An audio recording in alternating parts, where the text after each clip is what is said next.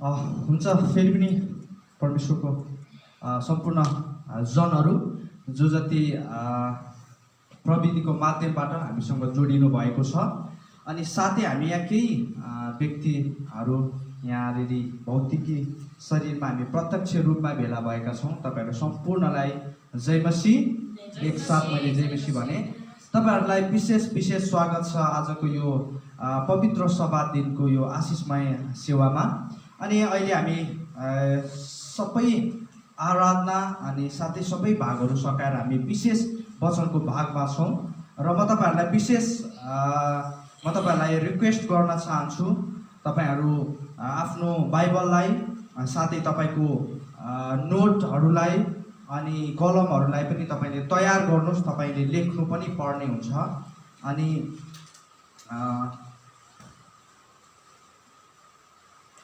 आजको वचनको विषय चाहिँ धेरै नै महत्त्वपूर्ण छ प्रियहरू, यो परिस्थितिमा, यो अवस्थामा।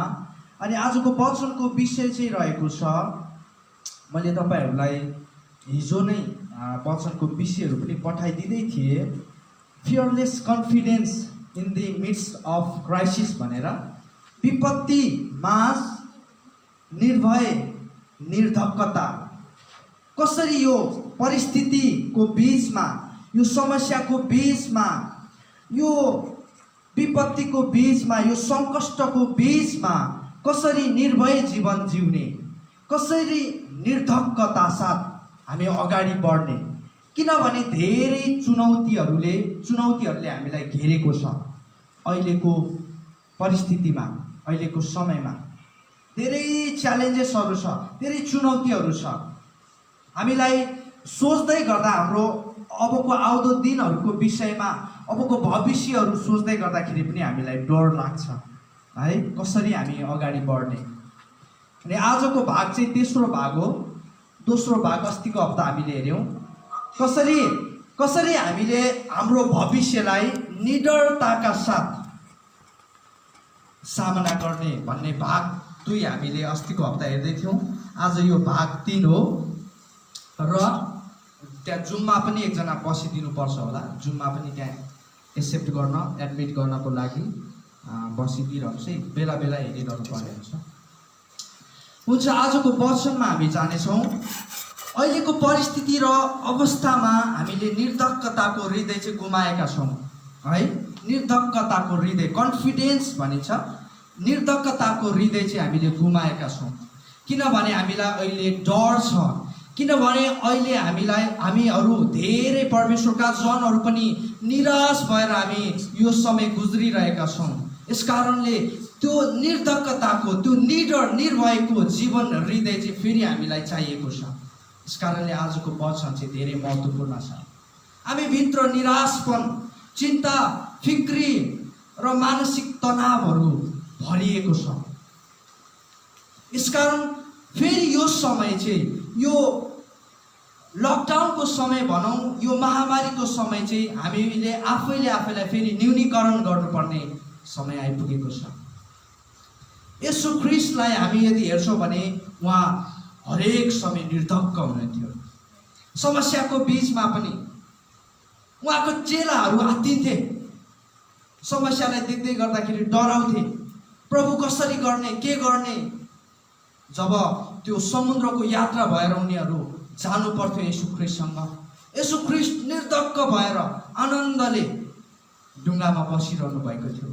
तर उहाँका चेलाहरू यति आत्तिन्थे, यति डराउँथे। तर येशू ख्रीष्टलाई हेर्ने हो भने उहाँको जीवन चाहिँ निर्धक्कताको जीवन थियो।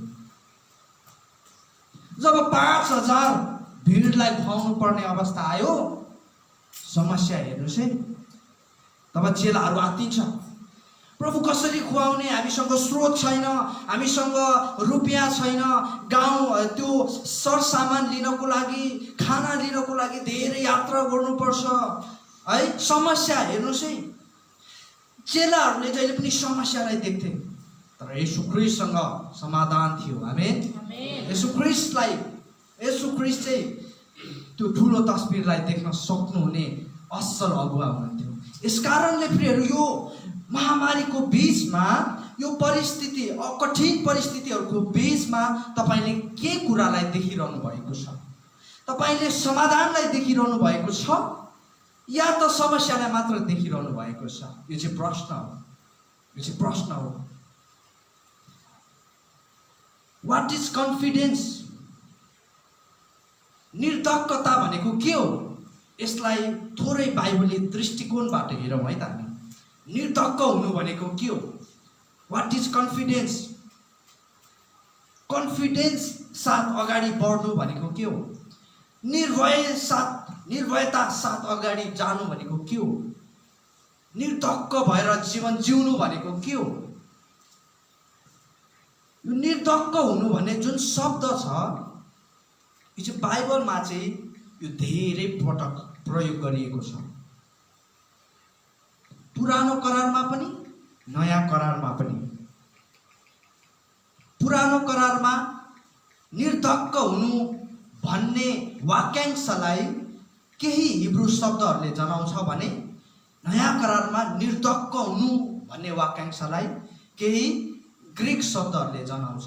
त्यो हिब्रू र ग्रीक शब्दहरूलाई थोरै केलाऊ है त। निर्धक्क हुनु भनेको के हो? पहिलो हिब्रू शब्द चाहिँ पिठो भनिन्छ है। पिठो भनेको फेरि हाम्रो घरमा भएको पिठो होइन नि है। हिब्रू शब्दमा के भनिदो रहेछ? निर्धक्क हुनुलाई चाहिँ पिठो भनिदो रहेछ, कन्फिडेन्स है। अनि त्यो पिठो भन्ने शब्दको अर्थ चाहिँ निर्धक्क हुनु भनेको चाहिँ दृढ विश्वास राख्नु हो अरे। दृढ विश्वास। फिलिपी 1:3 देखि 6 सम्म हेर्नुभयो भने त्यहाँनिर पावलले फिलिपीका मण्डलीहरूलाई भने दृढ विश्वास राख तिमीहरूले आफैले आफै। अहिलेको परिस्थितिमा हामीलाई त्यो दृढ विश्वासको आवश्यकता छ। दोस्रो हिब्रू शब्द चाहिँ बट्ठाक अरे। बट्ठाक। अनि यो बट्ठाक भन्ने शब्दको अर्थ चाहिँ निर्धक्क हुनु भनेको चाहिँ भरोसा राख्नु हो अरे। भरोसा राख्नु। तपाईँ र मेरो भरोसा केमा छ? बाइबलले के भन्छ? कति मानिसहरूको भरोसा विश्वास चाहिँ आस्था चाहिँ केमा हुन्छ अरे? ओडा र खच्चरमाथि हुन्छ। तर हाम्रो भरोसा चाहिँ हाम्रो शक्तिशाली परमेश्वरमा छ। आमेन। यसकारण तपाईँको भरोसा केमा छ प्रियहरू? निर्धक्क हुनु भनेको चाहिँ भरोसा, भरोसा राख्नु। अनि यो शब्द चाहिँ हामी हितोपदेश 3:5 र पहिलो इतिहास 5:20 मा पनि पाउँछौँ। अब नयाँ करारमा हेरौँ। अझ एउटा बाँकी छ। अर्को हिब्रू शब्दले चाहिँ अर्को हिब्रू शब्द मिफ्टाक भन्ने शब्दले चाहिँ के जनाउँदो रहेछ भने निर्धक्क हुनु भनेको चाहिँ सुरक्षित महसुस गर्नु हो अरे। सुरक्षित महसुस गर्नु। अब नयाँ करारमा जाउँ। नयाँ करारमा पनि निर्धक्क हुनु भनेर यो वाक्यांश धेरै पटक प्रयोगमा ल्याइएको छ है। पहिलो ग्रीक शब्द चाहिँ थ्यारियो भनिन्छ। हिब्रू 13:6 मा यो शब्द पाउँछौँ। अनि दोस्रो शब्द चाहिँ फारेसिया भनिन्छ है। फारेसिया भने चाहिँ हिब्रू 4:16 मा हामी पाउँछौँ। निर्धक्क साथ जिउनु भनेको चाहिँ साहसिलो भएर जिउनु हो अरे। साहसिलो भएर, डराएर होइन, भयका साथ होइन, त्रसित भएर होइन, तर साहसिलो भएर जिउनु हो अरे। निर्धक्क साथ जिउनु भनेको चाहिँ कन्फिडेन्स साथ जिउनु भनेको चाहिँ। अर्को ग्रीक शब्द चाहिँ एल्पिदो भनिन्छ। एल्पिदो भनेको चाहिँ आशा सहित जिउनु हो अरे। हेर्नुहोस्, यसकारण निर्धक्कता साथ जिउनु भनेको चाहिँ दृढ विश्वासका साथ जिउनु है। अनि भरोसाका साथ जिउनु, सुरक्षित महसुस गर्दै जिउनु, अनि साहसिलो भएर जिउनु, अनि आशा सहित जिउनु। आज यी सबै कुराहरू चाहिँ मानिसहरूले गुमाइरहेको छ। किनभने उनीहरूको परिस्थिति कठिन भएको कारणले गर्दाखेरि, उनीहरूको जीवनमा समस्या आएको कारणले गर्दा, बाधा आएको कारणले गर्दाखेरि उनीहरूको विश्वास पनि डगमगाएको छ। उनीहरूले आशा गुमाइरहेका छन्। उनीहरूको जीवनमा जुन साहस, जुन बल हुनुपर्ने त्यो घटेको छ। र आज म तपाईहरुलाई प्रेयर यो वचनद्वारा चाहिँ फेरि पनि तपाईले पाउनुपर्ने कुराहरू चाहिँ म तपाईलाई दिन चाहन्छु। तपाईलाई म हौसला दिन चाहन्छु, तपाईलाई म साहस दिन चाहन्छु, तपाईलाई म आशा दिन चाहन्छु, किनभने परमेश्वर तपाईँ र मेरो साथमा हुनुहुन्छ। आमेन। अब यो निर्धक्कताको स्रोत, यसको विषयमा कुरा गरौँ। मैले अस्तिको वचनमा डरको स्रोतहरू, डर कहाँबाट आउँछ भनेर मैले तपाईलाई बताउँदै थिएँ। डरको एउटा स्रोत भनेको चाहिँ ल्याक अफ नलेज भनिन्छ, ज्ञानको कमीले, बुद्धिको कमीले हो। डर, भय। तर निर्धक्क, निर्भय र निर्धक्कताको स्रोत चाहिँ फेरि ज्ञान नै हो। फेरि ज्ञानको कमीले चाहिँ तपाईको जीवनमा डर लिएर आउँछ। जब तपाईँ बाइबल पढ्न छोड्नुहुन्छ, जब तपाईलाई बाइबलको कुराहरू थाहा हुँदैन, जब तपाईलाई परमेश्वरको कुरा थाहा हुँदैन, त्यसपछि तपाईँ परिस्थितिसँग डराउनुहुन्छ, परिस्थितिसँग जुझ्ने तपाईमा साहस हुँदैन। तपाईले चौतर्फी हेर्नुहुन्छ, तपाईले समस्या मात्र देख्नुहुन्छ। किन बाइबल वचन परमेश्वर तपाईको जीवनको केन्द्रबिन्दु नभइकन अब तपाईको जीवनको केन्द्रबिन्दु चाहिँ तपाईको समस्या हुन्छ, तपाईको बाधा हुन्छ, तपाईको जीवनमा आइपरेको उतार चढाव हुन्छ। यस कारणले गर्दा यदि प्रियहरू तपाईँ निर्धक्कता साथ, निर्भयका साथ जिउन चाहनुहुन्छ भने तपाईलाई ज्ञानको, तपाईलाई बुद्धिको खाँचो छ। अनि याकुबले भन्नुहुन्छ, तिमीहरूलाई यदि बुद्धिको खाँचो छ भने नझर्किकन दिनुहुने परमेश्वरलाई तिमीले माग गर, परमेश्वरले तिमीलाई त्यो दिनुहुन्छ। आज यो परिस्थितिमा यदि तपाईँ निराश हुनुहुन्छ भने, यदि यो परिस्थितिमा तपाईँ चिन्तित हुनुहुन्छ, तपाईलाई फिक्रीले दबाएको छ भने तपाईलाई परमेश्वरको प्रकाशको खाँचो छ। आमेन। तपाईलाई परमेश्वरको बुद्धिको खाँचो छ। जब तपाईँ वचनमा फर्केर जानुहुन्छ नि, तपाईले त्यो साहस, गुमाएको साहसलाई पाउनुहुनेछ। तपाईले गुमाएको बललाई प्राप्त गर्नुहुनेछ। तपाईको साहस फेरि बलियो हुनेछ। तपाईको हृदयमा फेरि त्यो जोस भरिनेछ। आमेन। आज मण्डलीहरू सुत्नु हुँदैन। आमेन। आज मण्डलीहरू चाहिँ 24 घण्टा जागेको हुनुपर्छ। आज मण्डलीले चाहिँ आज यो राष्ट्रलाई बचाउन सक्छ। आज यो राष्ट्रको आशा भनेको चाहिँ मण्डली मात्रै हो। अब रहेनन्। अब हामीले, अब हाम्रा देशका, हैन, देशका उच्च ओहदामा भएका व्यक्तित्वहरूबाट अब हामीले आशा गर्न सक्दैनौँ, किनभने आशा चाहिँ केवल परमेश्वरमा मात्रै छ। आमेन। यसकारण मण्डलीलाई परमेश्वरले त्यो अधिकार दिनुभएको छ, मण्डलीलाई परमेश्वरले त्यो शक्ति, साहस दिनुभएको छ कि तिमीहरूले चाहिँ राष्ट्रलाई परिवर्तन गर्न सक्छौ। यसकारण तपाईँ हामी नै निराश भएर जियौँ भने, तपाईँ हामी नै आशाविहीन जस्तो भएर जियौँ भने, तपाईँ हामी नै डरका साथ त्रसित भएर जिउन थाल्यौँ भने हामीले कसरी हाम्रो समाजलाई, राष्ट्रलाई प्रभाव पार्ने त? यस कारणले तपाईँ हामी चाहिँ निर्धक्क भएर जिउनुपर्छ। जसरी येशू ख्रीष्ट जिउनु भयो, येशू ख्रीष्टले कहिले पनि समस्यालाई समस्याको रूपमा हेर्नु भएन। जहिले पनि येशू ख्रीष्टले समस्यालाई अपर्च्युनिटीको रूपमा हेर्नुभयो, अवसरको रूपमा हेर्नुभयो। जब उहाँको वरिपरि भिड लाग्दथे, जब उहाँको वरिपरि बिरामी मानिसहरू आउँथे, रोगले भरिएका, कुष्ठरोगले भरिएका, तब उहाँले यो समस्यालाई अवसरको रूपमा लिनुभयो। अनि उहाँले जहिले पनि परमेश्वरको गहिरो गहिरो कुराहरू मानिसहरूलाई बताउनुहुन्थ्यो। परमेश्वरले सुसमाचारलाई, परमेश्वरको राज्यको विषयमा उहाँले मानिसहरूलाई बताउनुहुन्थ्यो। पश्चाताप गर, किनभने स्वर्गको राज्य चाहिँ नजिक आएको छ। यसरी उहाँले जहिले पनि समस्यालाई अवसरको रूपमा लिनुभयो। अहिलेको जुन यो अहिलेको माहौल सृजना भएको छ, अहिलेको यो जुन सिचुएसन क्रिएट भएको छ, यसमा त प्रियहरू परमेश्वरको ठुलो योजना छ नि। यसमा त तपाईँ र मेरो जीवनको उद्देश्यमा हामी अगाडि बढ्नुपर्ने है, हामी निडरताका साथ निर्धक्क भएर अगाडि बढ्नुपर्ने समय नै अहिले नै हो। हेर्नुहोस्, परमेश्वरको राज्यको सुसमाचार सुनाउने समय, अवसर नै यही हो। हेर्नुहोस्, हिजोको दिन हामी 50 जना 100 जनाको मानिसहरूको बिचमा प्रचार गर्थ्यौँ भने अहिले हामी 1000, 1500, 2000, 3000 मानिसहरूको बिचमा प्रचार गरिरहेका छौँ। आमेन। यो त परमेश्वरको काम हो प्रियहरू। यो माहौल त परमेश्वरले सृजना गर्नुभएको तपाईँ र मलाई। तपाईँ र मेरो सेवकाई त यो 4 कुना भित्तामा मात्र सीमित हुनु भएन नि। तपाईँ र म त मानिसको भिडमा पुग्नु पर्ने अवस्था आएको छ। यसकारणले तपाईँ र म चाहिँ प्रियहरू निर्धक्कता साथ जिउन आवश्यक छ, कन्फिडेन्स साथ। आत्मविश्वासलाई बढाउँदै, आत्मबल बढाउँदै, आफैलाई प्रत्येक दिन परमेश्वरमा वृद्धि गराउँदै हामी त्यसरी अगाडि बढ्नुपर्ने समय नै अहिले हो, समय नै अहिले हो। यसकारणले हामी दुईटा पदहरूलाई हेरौँ अनि त्यसपछि हामी अगाडिको भागमा जानेछौँ। पहिलो चाहिँ भजन सङ्ग्रह 71को 5 देखि 6 सम्म। भजन सङ्ग्रह 71को 5 देखि 6 सम्म। दोस्रो चाहिँ यसैया 33 को 17 देखि 18 सम्म। यो दुईटा पदहरूलाई हामी हेरेर हामी अगाडिको वचनको भागमा जानेछौँ है त। पहिलो चाहिँ तपाईहरुले लेख्न पनि सक्नुहुन्छ। पहिलो चाहिँ भजन सङ्ग्रह 71 को 5 देखि 6 सम्म। दोस्रो चाहिँ यसैया 33 को 17 देखि 18 सम्म।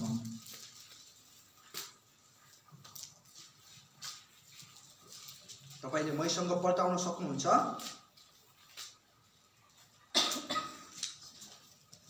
म तपाईहरु सबैको निम्ति पढ्न चाहन्छु। भजन सङ्ग्रह 71 को 5 देखि 6 सम्म यसरी लेखिएको छ, किनकि हे परमप्रभु परमेश्वर, तपाईँ मेरो आशा हुनुभएको छ। मेरो युवाकालदेखि नै मेरो भरोसा, यो जुन भरोसा भन्ने शब्द छ यसलाई चाहिँ कन्फिडेन्ट भनिन्छ। अघि हामीले हेर्यौँ नि त हैन, निर्धक्कता साथ जिउनु भनेको भरोसा, परमेश्वरमा भरोसा साथ जिउनु हो। पट्टाक भन्ने जुन हिब्रू शब्द छ त्यसले चाहिँ त्यो शब्दलाई जनाउँछ है। यसकारणले भरोसा भन्ने जुन शब्द त्यहाँ पाउनुहुन्छ त्यसलाई तपाईले निर्धक्क भनेर लेख्न पनि सक्नुहुन्छ। 6 मा जन्मदेखि नै मैले तपाईमाथि भरोसा गरेको छु। मेरी आमाको गर्भबाट मलाई निकाल्ने तपाईँ हुनुहुन्छ। निरन्तर म तपाईकै प्रशंसा गरिरहनेछु। आमेन। अब दोस्रो पदलाई पनि हामी हेर्नेछौँ। यसैया 33 को 17 देखि 18 सम्म।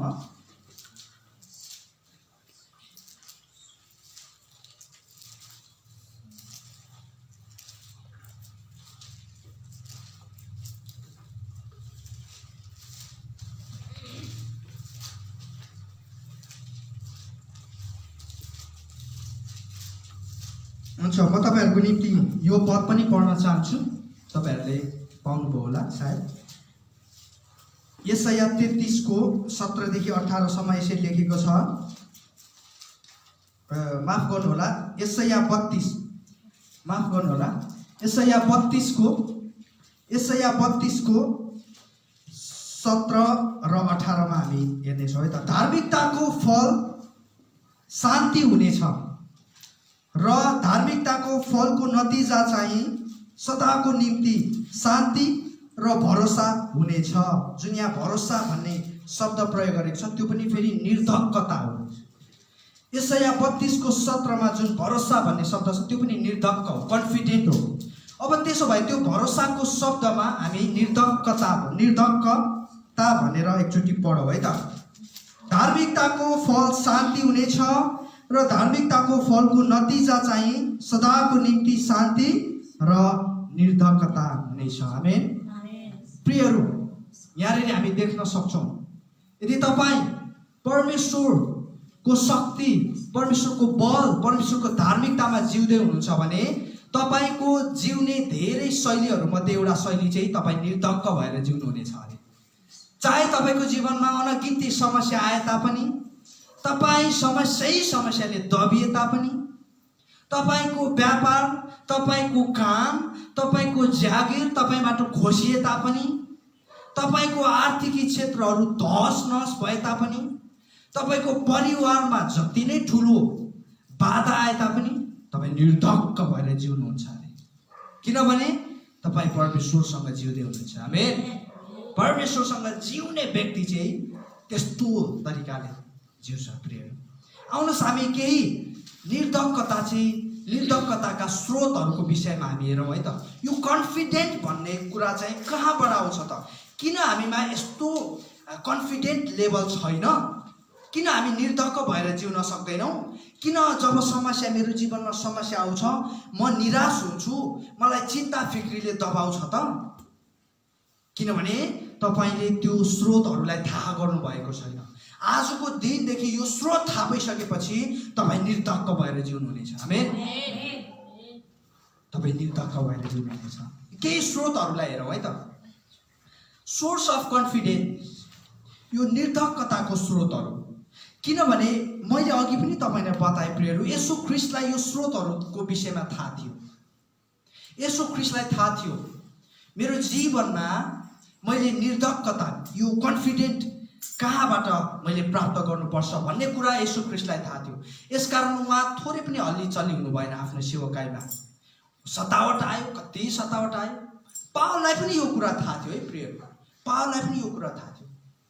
यसकारण उहाँ कैदमा पनि सतावटमा पनि उहाँ निर्धक्क भएर जिउनु भयो।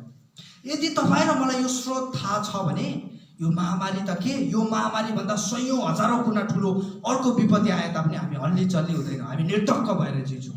यसकारणले आजको यो स्रोतलाई तपाईँले नगुमाउनुहोस्, तर आफ्नो कापी, आफ्नो नोटहरूमा लेख्नुहोस्। तपाईँले लेख्नुहोस् अनि प्रार्थना गर्नुहोस्, घोषणा गर्नुहोस्, यो स्रोतहरू चाहिँ मेरो जीवनमा परमेश्वरले दिइसक्नु भएको रहेछ भनेर। पहिलो स्रोत चाहिँ तपाईँको उद्देश्यको ज्ञान। तपाईँको उद्देश्यको ज्ञान। जब तपाईँलाई मेरो जीवनको उद्देश्य के हो भन्ने कुरा थाहा हुन्छ, यसको ज्ञान हुन्छ नि, तब तपाईँमा अटोमेटिकली त्यो कन्फिडेन्ट लेभल बढ्छ। तर यदि म किन यस पृथ्वीमा छु, म के कारणको निम्ति छु, म के उद्देश्यका साथ छु भन्ने कुरै तपाईँलाई थाहा छैन भने अब तपाईँको जुन त्यो आत्मबल हुन्छ त्यत्तिकै घट्छ।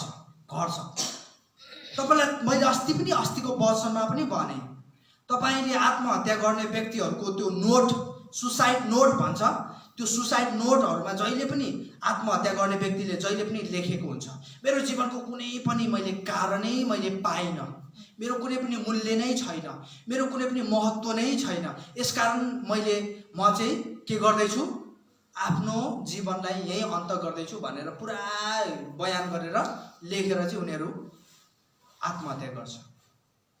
तर जुन व्यक्तिलाई उसको जीवनको उद्देश्य थाहा हुन्छ नि, ऊ चाहिँ हरेक परिस्थितिमा, हरेक समस्या, किनभने म चाहिँ परमेश्वरको राज्यको ठुलो विशेष काम गर्नको निम्ति छनौट गरिएको, बनाइएको, बोलाइएको हुँ भनेर उसलाई थाहा हुन्छ। यसकारण कुनै पनि समस्याले उसलाई डगमगाउन दिँदैन। आमेन। यसकारण तपाईँको उद्देश्य के हो? तपाईँ यु आर स्पेसल, तपाईँ विशेष हुनुहुन्छ प्रियहरू। तपाईँ जो जति अनलाइनबाट यो वचन सुन्दै हुनुहुन्छ, तपाईँले मनमा आफैले आफैलाई भन्नुहोस्, तपाईँ विशेष हुनुहुन्छ। परमेश्वरले तपाईँलाई अद्भुत तरिकाले बनाउनु भएको छ। परमेश्वरलाई पृथ्वीमा यस्तो काम गर्नुपर्ने भयो जुन कामको निम्ति तपाईँ आवश्यक थियो। यसकारण तपाईँ र मलाई परमेश्वरले बनाउनु भयो। यसकारण यो समस्या चाहिँ हाम्रो अवरोध हुनु हुँदैन त्यो कार्यको निम्ति, त्यो उद्देश्यको निम्ति। Your purpose is more powerful than your problem भन्छ। तपाईँको उद्देश्य चाहिँ तपाईँको समस्याभन्दा शक्तिशाली छ। आमेन। शक्तिशाली छ प्रिय, शक्तिशाली छ। हेर्नुहोस्, रुखलाई परमेश्वरले फलको निम्ति बनाउनु भयो। त्यो रुखलाई कुनै पनि कुराले फल फलाउनबाट रोक्न सक्दैन। भलै ऊ भाँचिनु परोस्, ऊ खोक्रो हुनु परोस्, तर फेरि उसमा के हुन्छ, उसको समय आइसकेपछि, फेरि उसमा हरियाली, फेरि उसले फल फलाउन थाल्छ, फेरि उसमा जीवन आउँछ। आमेन। समस्या भनेको त प्रियहरू तपाईँ र मलाई न्यूनीकरण गर्ने अवसर मात्रै हो। आमेन। तपाईँ र मेरो मौसम आएपछि त फेरि तपाईँ र म त फलवन्त हुनुपर्छ। तपाईँ र म त फेरि डगमग्ग फल हामी त फुल्नुपर्छ। यसकारणले तपाईँ र मेरो पहिलो कुरो चाहिँ, यसकारण मैले यो जुन सिरिजहरू चलाइरहेको छु, जुन यो सेसनहरू चलाइरहेको छु, यो सेसनको पहिलो भागमा नै मैले तपाईँहरूलाई उद्देश्यको विषयमा बताएको थिएँ। उद्देश्यको विषयमा एउटा चित्रकारले चित्र कोर्दै गर्दाखेरि उसको सुरुवात कस्तो हुन्छ? हामीलाई यस्तो लाग्छ कि चित्रकारले चित्र कोर्नै सक्दैन जस्तो लाग्छ है। उसको सुरुवात त्यस्तो हुन्छ, तर जब उसले अन्त गर्छ, उसले चित्र यति मजाले, यति राम्रो तरिकाले बनाउँछ, हामी विश्वासै गर्न सक्दैनौँ। हामी अमेज हुन्छौँ। यसकारणले प्रियहरू, तपाईँ र मेरो सुरुवात भन्दा पनि तपाईँ र मेरो अन्त चाहिँ महत्त्वपूर्ण हो। आमेन। तपाईँ र मेरो अन्त चाहिँ उद्देश्यमा गएर टुङ्गिनुपर्छ। प्रियहरू, सफल व्यक्ति चाहिँ त्यही व्यक्ति हो जसले चाहिँ आफ्नो उद्देश्यलाई चाहिँ मृत्यु अगाडि पुरा गर्छ। सफल व्यक्ति चाहिँ धेरै पैसा कमाउने सफल व्यक्ति होइन है, होइन। काठमाडौँमा 5 तले घर ठडाउने व्यक्ति चाहिँ सफल व्यक्ति होइन। सफल व्यक्ति चाहिँ त्यही व्यक्ति हो जसले आफ्नो जीवनको उद्देश्य चाहिँ आफ्नो मृत्यु अगाडि पुरा गर्दछ। अनि हामी पनि पावलले जसरी भन्न सक्छौँ, मैले आफ्नो दौडलाई पुरा गरेको छु, मैले मेरो उद्देश्यलाई पुरा गरेको छु। हामी धेरै इसाई जनहरू सुरुवात गरेर रमाउँछौँ, सुरुमा हामी जोसिलो हुन्छौँ, जागरिलो हुन्छौँ होइन। त्यो सिधै स्वर्गबाट डाइरेक्ट हामी पवित्र आत्मासँग कनेक्सन जस्तो हामी देखाउँछौँ होइन। आमामा यो आत्मिकी लेभल पनि पुरा ब्याट्री 100% चार्ज भएको जसरी होइन। तर जब समस्या आउँछ, जब बाधा आउँछ नि, त्यसपछि ब्याट्री लेभल घट्दै घट्दै टुटुट कराउँछ नि मोबाइलमा। त्यस्तै हामी सायद जीवन जिइरहेका हुन्छौँ होइन। अनुहार पनि ख्याउटे, निराश है, चिन्ता र फिक्री होइन। संसारमा कसैले नबोकेको चिन्ता र फिक्री चाहिँ यही इसाईले बोकेको छ जस्तो देखाउँछौँ हामी होइन प्रियहरू। हर समय पावलले भने जस्तै, चाहे दुःखमा, चाहे घटी, चाहे कमीमा, चाहे सतावटमा, म परमेश्वरकै उद्देश्यको निम्ति जिउँछु। आमेन। यो चाहिँ हो साँचो इसाई निर्धक्कता साथ जिउनु भनेको चाहिँ यो चाहिँ हो प्रियहरू। यसकारण जब हामीलाई हाम्रो पर्पोज थाहा हुन्छ, हाम्रो जीवनको दर्शन थाहा हुन्छ, परमेश्वरले मलाई के को निम्ति चुन्नु भएको भन्ने कुरा, हामी कुनै पनि समस्याले डगमगाउँदैनौँ। यो कोरोना भाइरस भन्ने कुरा भनेको त हिजोको दिन पनि आएको, इतिहासमा पनि आएको थियो, अब भविष्यमा पनि आउला प्रियहरू। तर यो सङ्कटले, यो विपत्तिले परमेश्वरको साँचो जनलाई चाहिँ कहिले पनि असर गरेको छैन। आमेन। यसकारणले प्रियहरू, तपाईँ र मेरो जीवनको उद्देश्य के हो यो चाहिँ हामीलाई थाहा हुनुपर्छ प्रियहरू है। यो चाहिँ हामीलाई थाहा हुनुपर्छ। 1920 मा एउटा समूह, एउटा टिम चाहिँ सगरमाथा, संसारकै सबैभन्दा अग्लो है एभरेस्ट, माउन्ट एभरेस्ट चढ्नको लागि उनीहरू निस्कियो। 1920 को कुरा गर्दैछु म। जब उनीहरू सगरमाथा चढ्दै थिए, त्यो बिचमा चाहिँ उनीहरूको समूहको बिचमा चाहिँ यति धेरै समस्या आयो। कहिले हिम पहिरो आउने, कहिले मौसम नमिल्ने। अनि त्यो सगरमाथा चढ्ने उनीहरूको जुन उद्देश्य थियो, उनीहरूले सफल पार्न सकेन। उनीहरूको समूहको कति सदस्यहरू चाहिँ मृत्यु भएर जानु पर्यो। अनि उनीहरू चाहिँ असफल भएर सगरमाथा चढ्ने उद्देश्यबाट असफल भए उनीहरू आफ्नो घर, आफ्नो देश फर्किनु पर्ने भयो फेरि। अनि एउटा ठुलो सम्मेलन राखियो, किनभने उनीहरूको धेरै सदस्यहरू चाहिँ उनीहरूले गुमाउनु परेको थियो है, यसकारणले उनीहरूको सम्झनामा एउटा सम्मेलन राखियो, एउटा सभा राखियो। अनि त्यहाँ एकजना व्यक्तिले, जुन व्यक्ति चाहिँ सगरमाथा चढ्ने समूहमा थिए, त्यो व्यक्तिले यसरी भन्छ, हामीले धेरै सदस्यहरू गुमायौँ। हामीले जुन उद्देश्य लिएर हामी हिँडेका थियौँ, हामी त्यो उद्देश्यबाट चुक्यौँ, हामी असफल भयौँ। तर म यसलाई असफल भन्दिनँ, यो त एउटा अनुभव मात्रै हो।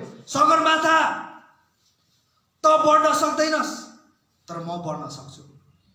त वृद्धि हुन सक्दैनस्, तर म वृद्धि हुन सक्छु। तैँले हामीलाई असफल पारिस्, त्यो त एउटा अनुभव मात्रै थियो, हामी फेरि चढ्नेछौँ तँलाई भनेर दोस्रोचोटि उनीहरूले फेरि कोसिस गर्छ। र दोस्रोचोटि चाहिँ उनीहरूले रेकर्ड राख्छ, इतिहासमा रेकर्ड राख्छ। प्रियहरू, तपाईँले बनाउनु भएको योजनाहरू, तपाईँले लिनुभएको दर्शनहरू, तपाईँका उद्देश्यहरू यो महामारीले थोरै हल्लीचल्ली गराइदिएको होला, यताउता गरिदिएको होला। तर समस्या बढ्न सक्दैन, समस्या वृद्धि हुन सक्दैन। तर तपाईँ वृद्धि हुन सक्नुहुन्छ। आमेन। तपाईँ वृद्धि हुन सक्नुहुन्छ, तपाईँ विकास हुन सक्नुहुन्छ। तपाईँले एउटा पलमा चाहिँ एउटा अनुभवलाई के गर्नुभयो, प्राप्त गर्नुभयो। तपाईँ असफल हुनुभएको होइन प्रियहरू, तपाईँ असफल हुनुभएको होइन, तपाईँले अनुभवलाई प्राप्त गर्नुभएको। दोस्रो कुरो दोस्रो निर्धक्कता कन्फिडेन्स कहाँबाट आउँछ? दोस्रो स्रोत यसको स्रोत चाहिँ तपाईको क्षमताको ज्ञान, तपाईको क्षमताको ज्ञान, नलेज अफ योर पोटेन्सियल। तपाई कति क्षमतावान हुनुहुन्छ, तपाई कति वरदानले भरिएको हुनुहुन्छ, तपाई कति शक्तिशाली हुनुहुन्छ भन्ने कुरा तपाईलाई नै थाहा छैन, तपाईलाई नै थाहा छैन। यस कारणले गर्दाखेरि तपाई निराश भइरहनु भएको छ, तपाई निराश भइरहनु भएको छ। एउटा अध्ययनले, एउटा अनुसन्धानले के थाहा गर्यो भने संसारको 90% मानिसहरू चाहिँ आफ्नो क्षमताको 10% मात्र प्रयोग गरेर मर्छन् अरे। 90% क्षमता चाहिँ खेर जान्छ अरे। त्यो 90% क्षमतालाई चाहिँ उनीहरूले कहिले पनि जानेकै हुँदैन अरे, कहिले पनि प्रयोगमा ल्याएकै हुँदैन अरे। तपाईँ भित्र परमेश्वरले यति धेरै क्षमता, यति धेरै वरदानले भर्नु भएको छ नि, जब तपाईलाई त्यो थाहा हुन्छ नि, जब तपाईले त्यो प्रकाश पाउनुहुन्छ नि, तपाईँ त्यो समस्याको बीचमा पनि, त्यो भिडमा पनि, त्यो बाधामा पनि तपाईँ निर्धक्क भएर कन्फिडेन्स साथ तपाईँ अगाडि बढ्नुहुनेछ। तपाईँ र मलाई त थाहा छैन नि त। यस कारणले परमेश्वरलाई भन्नुहोस्, प्रभु मलाई रिभिल गर्नुहोस्, मलाई त्यो रिभलेसन दिनुहोस्, मलाई त्यो प्रकाश दिनुहोस् है, मेरो वरदानको प्रकाश दिनुहोस्, मेरो क्षमताको, मेरो पोटेन्सियलको प्रकाश मलाई दिनुहोस्।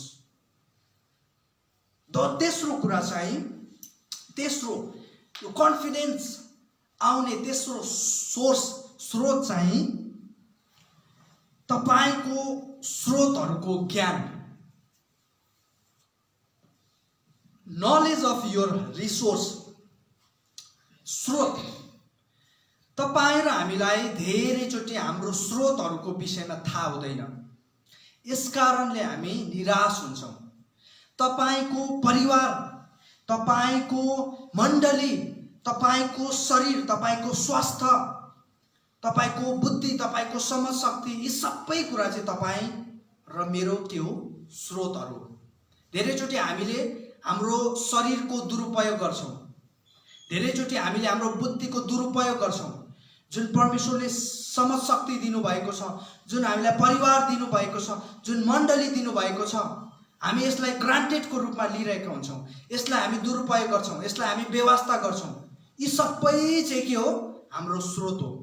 यसलाई हामीले सदुपयोग गर्नुपर्छ प्रियहरू। यसबाट हामीले सिक्नुपर्छ, यसबाट हामीलाई चाहिने भिटामिनका कुराहरू, हामीलाई चाहिने सल्लाहका कुराहरू, हामीलाई चाहिने विभिन्न थोकहरू हामीले यसबाट लिनुपर्छ।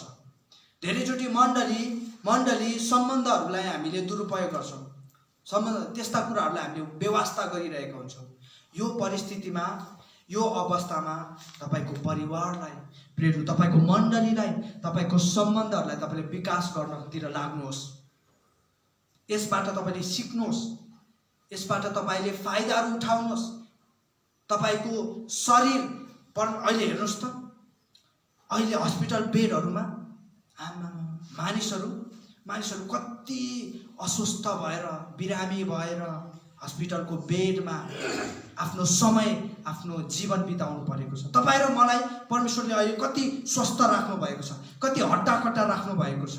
यसको निम्ति कहिले हामीले परमेश्वरलाई धन्यवाद दिएका छौँ? प्रत्येक जुन प्रत्येक सेकेन्ड जुन सास लिइरहनु भएको छ, त्यो सासको निम्ति परमेश्वरलाई हामीले धन्यवाद दिनुपर्छ। आमेन, धन्यवाद दिनुपर्छ। तपाईँ र मेरो स्रोतहरू पनि हामीलाई थाहा हुनुपर्छ। स्रोत धेरैचोटि ओहो मसँग त स्रोत छैन, साधन छैन, म कसरी अगाडि बढ्ने, मैले जुन दर्शन लिएको छु, मैले जुन प्लानिङहरू गरेको छु, मैले त्यो कसरी त्यसलाई सफल पार्ने, किनभने मसँग के छैन? ब्याकअप छैन, मसँग स्रोत छैन, साधन छैन भनेर हामी बडो निराश भइरहेका हुन्छौँ। परमेश्वर हुनुहुन्छ तपाईँ र मेरो ब्याकअपमा। आमेन। तपाईँ र मेरो ब्याकबोन चाहिँ परमेश्वर हुनुहुन्छ। भजन सङ्ग्रह 24 के भन्छ? स्वर्ग परमेश्वरको, पृथ्वी परमेश्वरको पावदान हो। यी सबै सृष्टि जति पनि थोकहरू छ परमेश्वरको। त्यति धनी परमेश्वर चाहिँ हाम्रो साथमा हुनुहुन्छ। यसकारण तपाईँ र म गरिब छैनौँ। आमेन। तपाईँ र म गरिब छैनौँ प्रियहरू। चौथो कुरा, यो निर्धक्कता, निर्भयताको स्रोत यो कहाँबाट आउँछ? यसको चौथो स्रोत है त, नलेज अफ सोर्स। स्रोतको मुहानको ज्ञान अब हामीलाई थाहा हुनु पर्यो। अघि चाहिँ के अरे स्रोतको ज्ञान थाहा हुनु पर्यो हामीलाई। अब चाहिँ के अरे स्रोतको पनि के अरे मुहान थाहा हुनु पर्यो। मुहान थाहा हुनु पर्यो। धारा धारा कहाँ छ भनेर तपाईँलाई थाहा छ भने तिर्खामा आफ्नो प्यास मेटाउन सक्नुहुन्छ तपाईँले। तर जब तपाईँलाई मुहान नै कहाँ छ भनेर थाहा हुन्छ नि, त्यसपछि त्यस्ता सयौं हजारौं धारा तपाईँले निकाल्न सक्नुहुन्छ। आमेन। अब हामीलाई धेरैचोटि मुहानै कहाँ छ भने थाहा हुँदैन, मुहानै कहाँ छ भने थाहा हुँदैन। हेर्नुहोस् है, गाउँघरतिर बडो राम्रो तरिकाले मानिसहरूले पानीको मुहान खोजी गरेर उनीहरूले थाहा गर्छ। उनीहरूलाई कहिले पनि पानीको के हुँदैन, कमी नै हुँदैन, अभावै हुँदैन। के मुहान थाहा छ नि त, मुहान थाहा छ नि त। जब तपाईँ र मलाई मुहान थाहा हुन्छ नि, स्रोतहरूको पनि मुहान थाहा हुन्छ नि, घटीमा पनि कमीमा पनि तपाईँको विश्वास थोरै पनि हल्ली चल्ली हुँदैन।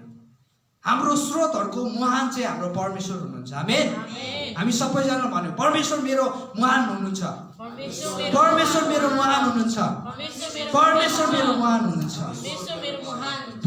हाम्रो स्रोतहरूको पनि स्रोत त परमेश्वर पो हुनुहुँदो रहेछ त है। यस कारणले गर्दाखेरि हाम्रो स्रोतहरूको पनि मुहान चाहिँ हाम्रो सृष्टिकर्ता हुनुहुन्छ। यसकारण त पावलले भन्नुहुन्छ तिमीहरूले चाहिँ परमेश्वरलाई अब्बा पिता भनी पुकार गर्ने अधिकार पाएका छौ।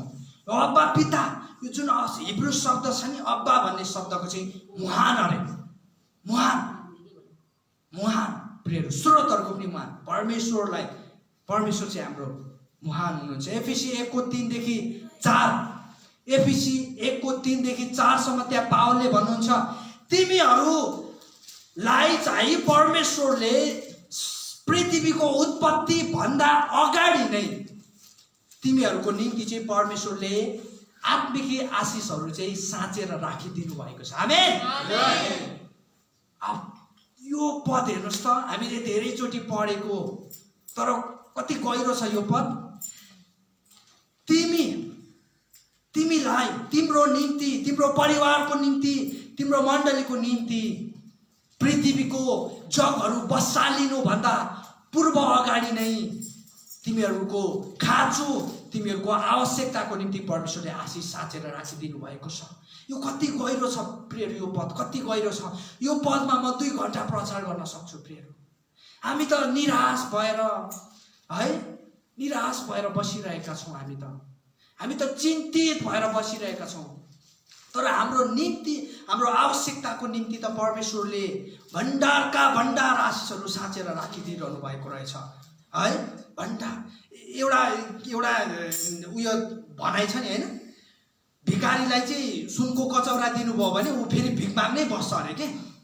हामी त्यस्तो हुनु हुँदैन है, हामी चाहिँ त्यस्तो हुनु हुँदैन, हामी त्यस्तो हुनु हुँदैन। हातमा त के छ, हातमा त के छ, सुनको कचौरा छ नि, तर के गर्न बसिरहेको छ, माग्न बसिरहेको छ।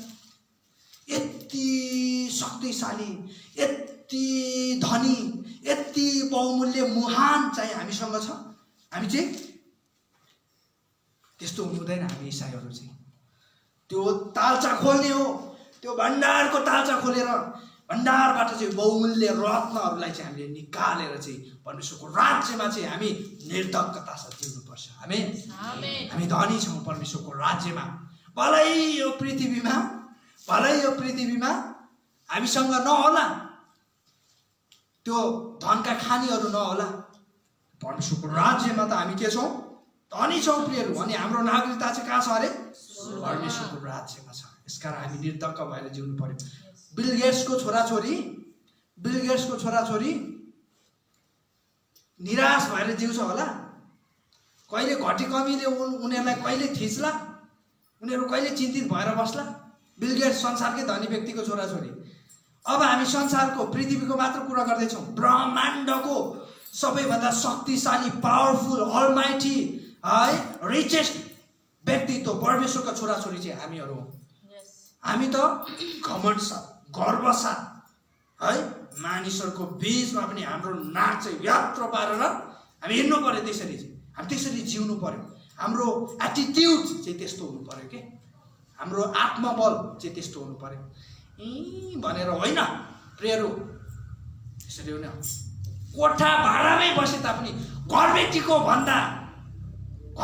भन्दा बढी घमण्ड र गर्व चाहिँ हामीमा हुनुपर्छ। आमेन। घरबेटीलाई हेर्दा पनि अचम्म लाग्छ, आफै मेरै घरमा बसिया छ, यसको विश्वास, यसको जिउने शैली, यसको तौर तरिका, यसको बोल्ने शैली त कुनै करोडपति भन्दा कम छैन है भन्ने लागोस् प्रियहरू। त्यो चाहिँ तपाईँ र मेरो एटिट्युड हुनुपर्छ। त्यो चाहिँ तपाईँ र मेरो एटिट्युड हुनुपर्छ। कसैलाई दबाउनु भन्न खोजेको होइन, तर जिउने शैली छन्। त्यो नाक खुम्च्याएर, कान खुम्च्याएर, आँखा खुम्च्याउनु नहुने कुरा सबै खुम्च्याएर जिउने होइन हामी। हामी त पुरा चौडा भएर के भन्छ पावलले, के भन्नुहुन्छ, यदि घमण्ड कसैले गर्छ भने कसमा गरोस् अरे? परमेश्वरमा गरोस् प्रिय। अर्को स्रोत यो निर्धक्क, यो निर्भय कन्फिडेन्स कहाँबाट आउँछ? यसको अर्को स्रोत चाहिँ तपाईँको मूल्यको ज्ञान। तपाईँ कति बहुमूल्य हुनुहुन्छ, तपाईँ कति मूल्यवान हुनुहुन्छ, तपाईँ कति विशेष हुनुहुन्छ, तपाईँ कति स्पेसल हुनुहुन्छ भन्ने कुरा जब तपाईँ र मलाई सेल्फ रिभिल हुन्छ, आत्मप्रकाश हामीले पाउँछौँ नि, हामीलाई कुनै पनि कुराले जित्न सक्दैन। मण्डलीलाई कुनै पनि कुराले दबाउन सक्दैन। कुनै पनि समस्याले, कुनै पनि विपत्तिले दबाउन सक्दैन। जब तपाईँ कति बहुमूल्य हुनुहुन्छ भन्ने कुरा तपाईँलाई थाहा हुन्छ। तपाईँलाई स्वयं परमेश्वरले आकार दिनुभएको, तपाईँभित्र परमेश्वरको बास छ। तपाईँ चाहिँ परमेश्वरकै सेल्फ इमेजमा, स्वरूप र प्रतिरूपमा बनाएको भन्ने कुरा जब तपाईँलाई थाहा हुन्छ नि, तपाईँमा थोरै पनि त्यो स्याडनेस भन्ने कुरा आउँदैन। तपाईँको मूल्य चाहिँ त्यति धेरै, तपाईँको कुनै मूल्य नै छैन। हामी परमेश्वरको नजरमा अमूल्य छौँ, अनमोल छौँ प्रियहरू।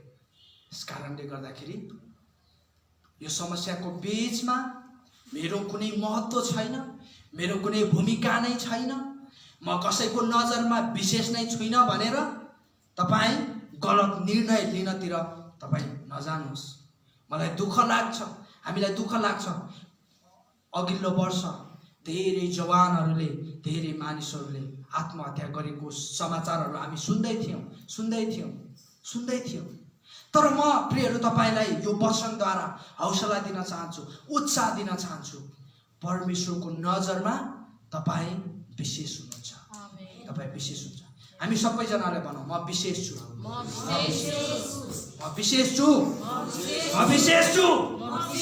यस प्रियहरू, वी आर स्पेसल परमेश्वरको नजरमा। अब मानिसको नजरमा त मलाई थाहा छैन।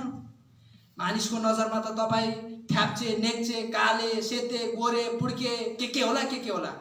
तपाईँ परमेश्वरको नजरमा चाहिँ विशेष हुनुहुन्छ। परमेश्वरको नजरमा विशेष हुनुहुन्छ प्रियहरू है। अनि एटिट्युड कम्स फ्रम सेल्फ रिभलेसन अरे के है। मनोवृत्ति भन्ने कुरा चाहिँ जब हामीले प्रकाश पाउँछौँ नि, त्यसपछि मात्रै आउँछ अरे के है, आउँछ अरे। यसकारण जब त्यो प्रकाश तपाईँ भित्र आउँछ नि, तपाईँले कहिले पनि आफैलाई डाउन पारेर हेर्नुहुन्न। तपाईँले ऐनामा हेर्दै गर्दाखेरि पनि तपाईँले आफैलाई राय सवाल भन्दा कम देख्नुहुन्न। तपाईँले आफैलाई सलमान खान भन्दा कम देख्नुहुन्न है। जब त्यो प्रकाश तपाईँले पाउनुहुन्छ के, त्यो प्रकाश छैन र पो त हामीलाई धेरैचोटि गाह्रो हुन्छ त प्रियहरू है। जब तपाईँलाई थाहा हुन्छ म को हुँ भन्ने कुरा नि, जब तपाईँले यो प्रकाश पाउनुहुन्छ, मानिसको बोलीले, मानिसको आलोचनाले, समस्याले, मानिसले दिएको तनावले तपाईँलाई कुनै पनि असर गर्दैन।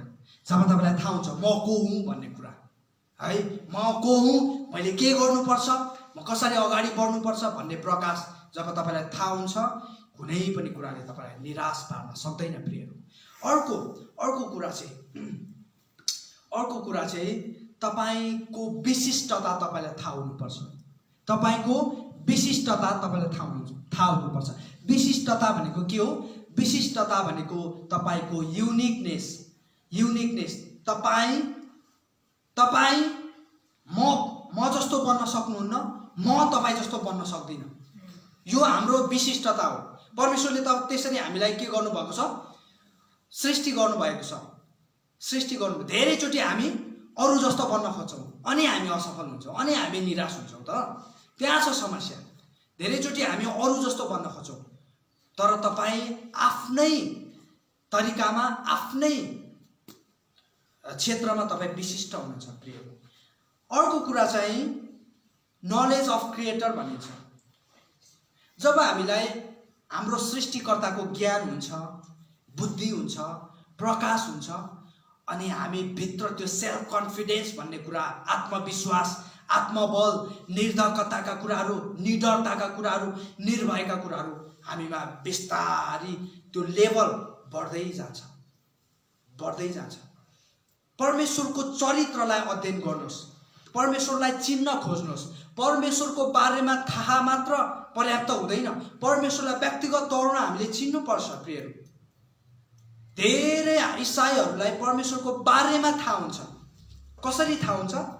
बाइबल पढेर थाहा हुन्छ, वचन सुनेर थाहा हुन्छ, अरूको कुरो सुनेर थाहा हुन्छ, येशूको बारेमा थाहा हुन्छ, तर येशूलाई चिनेको हुँदैन। परमेश्वरको बारेमा थाहा हुन्छ, परमेश्वरलाई चिनेको हुँदैन उनीहरूले व्यक्तिगत रूपमा। मलाई मेरो पेजमा एकजना व्यक्तिले, नाम नखुलाऊ, मलाई मेसेज गर्नुभयो। अस्तिको दिन मैले वचनहरू भिडियोहरू हालेको कारणले उहाँले त्यो वचन भिडियोहरू हेर्नु भएछ, अनि मलाई मेसेज गर्नुभयो उहाँले। अनि उहाँले यसरी भन्नुभयो, येशू ख्रीष्ट परमेश्वर होइन, तपाईँले कसरी येशू ख्रीष्टलाई परमेश्वर भनेर प्रचार गर्न सक्नुहुन्छ? बाइबलमा हेर्नुभयो भने येशूले कहिले पनि आफैलाई परमेश्वर भनेर पहिचान दिनुभएको छैन भनेर मलाई उहाँले डङ्काडङ मेसेज गर्न थाल्नुभयो। अनि मैले उहाँलाई भने, सर, यदि तपाईँले परमेश्वरलाई इन्कार गर्ने नै अडान लिनुभएको छ भने म तपाईँलाई परमेश्वर को हुनुहुन्छ भनेर म तपाईँलाई चिनाउन सक्दिनँ। किनभने यदि मैले तपाईँको तर्क विपरीत मैले कुराहरू राखेँ भने तपाईँले त अडान लिनुभएको छ। अडान लिइसकेपछि म तपाईँलाई तपाईँको तर्क विरुद्धमा म केही पनि भन्न चाहन्न। किनभने जब म तपाईँको तर्क विरुद्धमा कुरा गर्छु नि, त्यसमा वाद विवाद हुन्छ, तपाईँ र मेरो बिचमा झगडा पर्छ। तर म तपाईँसँग झगडा गर्न चाहन्न, वाद विवाद गर्न चाहन्न, किनभने परमेश्वरले मलाई प्रेम गर्नु भनेर सिकाउनु भएको छ। यसकारण म तपाईँलाई प्रेम गर्छु।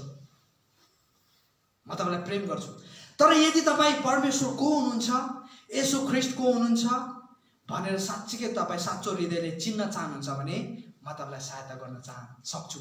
धन्यवाद भनेर मैले उहाँलाई मेसेज गरेँ। उहाँले विभिन्न तर्कहरू हानेर मेसेज गर्दै हुन्थ्यो, मैले उहाँलाई रिप्लाई गरेको छुइनँ। प्रियहरू, हामी साँचो हृदयले परमेश्वरलाई चिन्न चाहन्छौँ भने परमेश्वर पनि आफैलाई चिनाउनको लागि तपाईँ माझ आउनुहुन्छ के।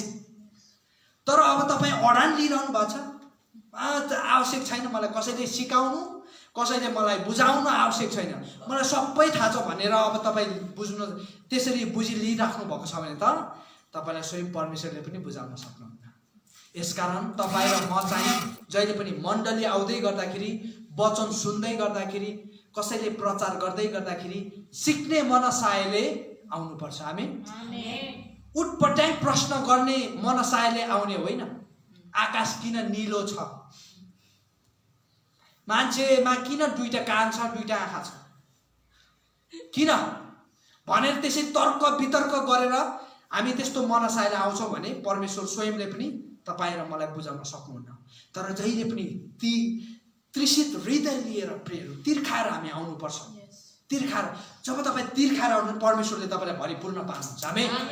परमेश्वरले, कुनै मानिसले होइन, कुनै मानिसमा त्यो शक्ति छैन, कुनै मानिसमा त्यो बल छैन, बुद्धि क्षमता छैन तपाईँको तृषित हृदयलाई भरिदिने, तर त्यो काम चाहिँ परमेश्वरले गर्नुहुन्छ। आमेन। यो लकडाउनको समयमा प्रियहरू म तपाईँलाई बिन्ती गर्न चाहन्छु, तपाईँलाई म उत्साह दिन चाहन्छु, तपाईँलाई म हौसला दिन चाहन्छु, अनावश्यक कुरामा समय खेर नफाल्नुहोस्। तपाईले आफ्नो आत्माहरूलाई, आफ्नो शरीरलाई, आफ्नो परमेश्वरसँगको व्यक्तिगत सम्बन्धलाई विकास गर्ने त्यो क्षेत्रमा चाहिँ तपाईले आफ्नो समयलाई तपाईले खर्च गर्नुस्, लगानी गर्नुस्।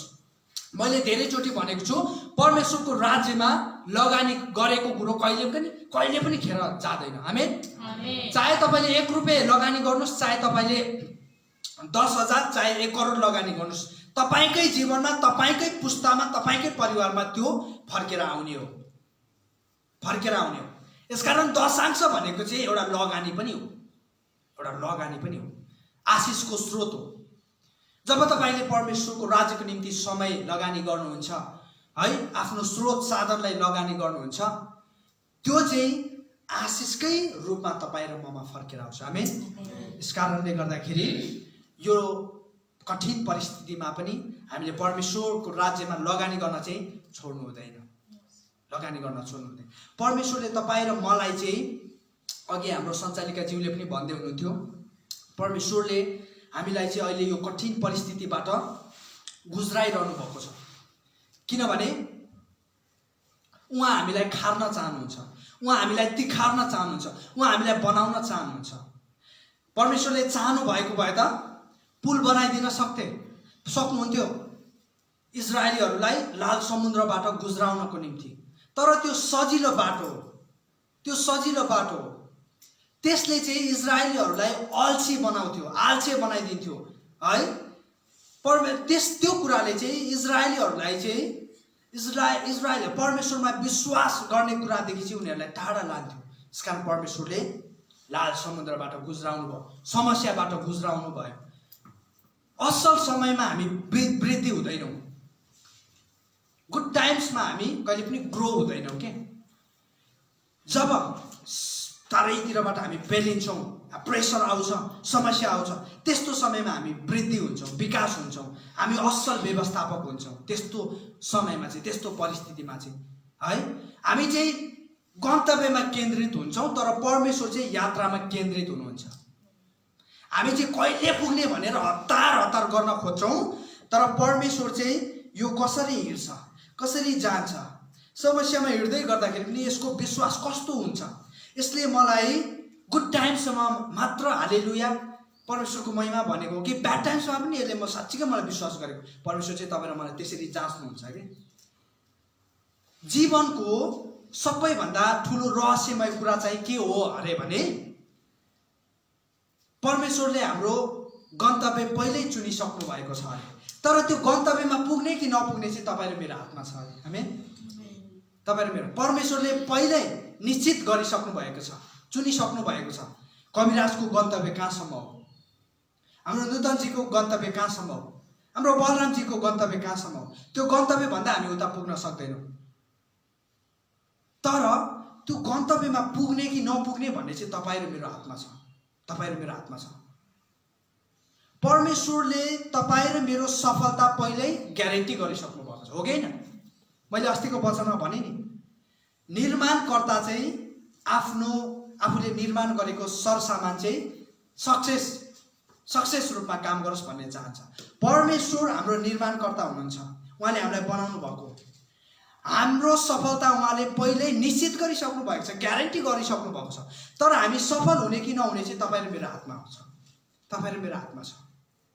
यसकारण यो समस्याको बीचमा पनि म टुटेको छु, म फुटेको छु भनेर तपाईँले परमेश्वरलाई कम्प्लेन नगर्नुहोस्। तपाईँको टुटफुटबाटै परमेश्वरले आफ्नो काम गर्नुहुन्छ। आमेन। मैले हिजो एउटा स्टोरी हेर्दै थिएँ, कस्तो राम्रो लाग्यो, तपाईँहरूलाई सेयर गर्छु है त। एउटा किसानको 2टा बाल्टिन रहेछ। एउटा बाल्टिन चाहिँ कस्तो राम्रो रहेछ, आकार पनि कस्तो राम्रो, हेर्दाखेरि बोक्नु मन लाग्ने, बोक्नु मन लाग्ने। अर्को बाल्टिन चाहिँ टुटेको फुटेको चुइने रहेछ है। अनि त्यो बाल्टिनलाई धेरै दुःख लागेछ। अनि एक दिन किसानलाई बडो गुनासो गरेछ, किसानजी म त टुटेको फुटेको बाल्टिन हो, ममा पानी हाल्नु हो, त्यो पानी पनि चुइन्छ। तपाईँले पोखरीबाट पानी ममा बोकेर ल्याउनुहुन्छ, घरमा आइपुग्दा पानी हुँदैन, म कुनै पनि कामको छुइनँ। म कुनै पनि कामको छु, मेरो महत्त्वै छैन, मेरो कुनै पनि म विशेषै छुइनँ तपाईँको नजरमा भनेर बडो गुनासो गर्दै रहेछ। तपाईँ र मैले गुनासो गरेका छौँ परमेश्वरलाई? छौँ कि छैन? छौँ होला। हामी कतिचोटि गर्छौँ हामी पनि, प्रभु मलाई नै किन, यत्रो मानिसहरू छ, मलाई नै किन, मलाई नै आउनुपर्ने, यो पनि मलाई बाँच्छ, त्यो पनि मलाई बाँच्छ, त्यो पनि मलाई बाँच्छ, गुनासो गर्छौँ हामीले जानी नजानी। अनि त्यो बाल्टिनलाई पनि त्यसरी गुनासो गरेर छ, बडो दुःख लागेर। अनि किसानले बाल्टिनलाई च्याप्प बोकेर अनि त्यो पोखरीदेखि घरसम्म आउने बाटोमा ट्याक्क घुमाउन लानुभएछ। अनि घुमाउँदै घुमाउँदै किसानले भन्नुभएछ, यो जति पनि बाटोको राम्रो राम्रो फुलहरू, राम्रो राम्रो बोट बिरुवाहरू देखिरहेका छौ भनेर बाल्टिनलाई सोधेछ। अनि बाल्टिनले देखेँ, मैले देखेँ। किसान भन्छ, यो सबै बोट बिरुवाहरू फुलहरू चाहिँ तिम्रो टुटफुटबाट नै उम्रेको। यदि तिमी नटुटेको भए, यदि तिमी नफुटेको भए, तिमीलाई मैले तिमी भित्र पानी बोकेर ल्याउँदै गर्दाखेरि तिमीबाट पानी चुइँदैन थियो। यदि पानी नचुइदो हो त यो बोट बिरुवा, यो फुलहरू चाहिँ उम्रन पाउँदैन थियो। यी सबैको श्रेय चाहिँ तिमीलाई जान्छ, मलाई होइन, तिमीलाई भनेर किसानले बडो राम्रो तरिकाले सम्झाउनु भएछ। किसानले हाम्रो किसान चाहिँ परमेश्वर हुनुहुन्छ प्रियहरू। तपाईँको टुटफुटबाट पनि परमेश्वर किसानले हामीले सोच्दै नसोचेको, कल्पनै गर्न नसक्ने काम गर्न सक्नुहुन्छ। हामी निराश हुनु भएन, हामी निराश हुनु भएन। यो घटी, यो कमी, यो अभाव, यो समस्याको बीचमा पनि प्रियहरू परमेश्वरले तपाईँ र मेरो जीवनमा हामीले कल्पनै गर्न नसोचेको काम गरिरहनु भएको छ। आमेन। परमेश्वरलाई ताली बजाएर धन्यवाद दिनुहोस्। यसकारण प्रियहरू हामी चाहिँ निराश हुने होइन, हामी चाहिँ दुखी हुने होइन, हामी चाहिँ चिन्ता फिक्री गरेर केही हुनेवाला छैन है। यसकारण म तपाईँलाई यो वचनबाट हौसला दिन चाहन्छु। बाइबलले के भन्छ, तिमीहरूले चाहिँ चिन्ता फिक्री गरेर कसैले पनि आफ्नो आयुमा 1 सेकेन्ड पनि बढाउन घटाउन सक्दैन। मैदानको लिली फुललाई हेर है, कसरी त्यो बढ्छ, त्यो चाहिँ यति आभूषित छ, त्यति आभूषित त इजरायलको राजा सोलोमन पनि थिएन। आभूषित भनेको बुझ्नुहुन्छ? आभूषित भनेको सजिएको, बनिएको, आकार पाएको। जति लिली फुललाई परमेश्वरले सजाउनु भएको छ त्यति त सोलोमन राजा पनि सजिएको थिएन अरे। फेरि बाइबलले के भन्छ, यदि त्यो घाँस जुन आज छ भोलि छैन, त्यो घाँसलाई चाहिँ परमेश्वरले त्यति सजाउनुहुन्छ भने परमेश्वरको नजरमा तपाईँ र म त कति विशेष छौँ। परमेश्वरले कति तपाईँ र मेरो फिक्री गरिरहनु भएको छ, कति चिन्ता र फिक्री गरिरहनु भएको छ। यसकारणले प्रियहरू यो समस्याले, यो परिस्थितिले तपाईँ र मेरो विश्वासलाई, तपाईँ र मेरो भरोसालाई, तपाईँ र मेरो कन्फिडेन्ट लेभललाई थोरै पनि नघटाओस्। आउनुहोस् हामी यो समय प्रार्थना गर्नेछौँ।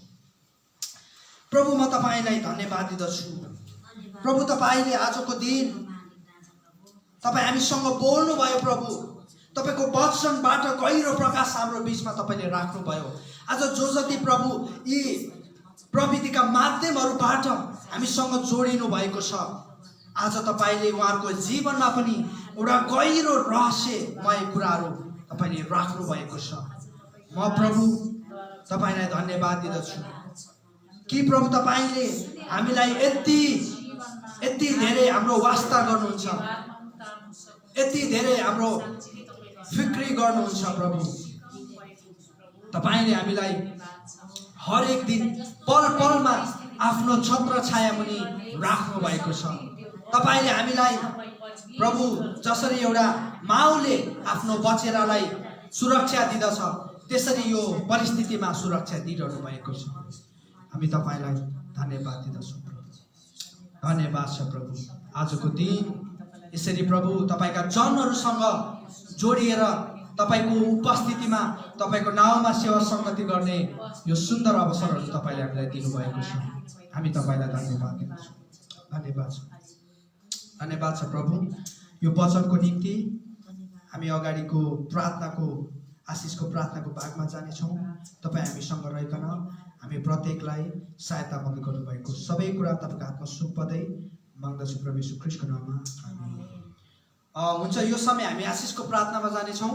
तर आशिषको प्रार्थनामा जानुभन्दा अगाडि म फेसबुक पेजबाट लाइभ छु, यसकारण म उहाँहरूसँग बिदा हुन चाहन्छु अनि हाम्रो बुबाले त्यो लाइभ बन्द गरिदिन्छ। हुन्छ, यहाँहरू सम्पूर्णलाई यो लाइभमा जोडिनु भएकोमा धेरै धेरै धन्यवाद। हस्त जय मसीह। फिनिस भन्ने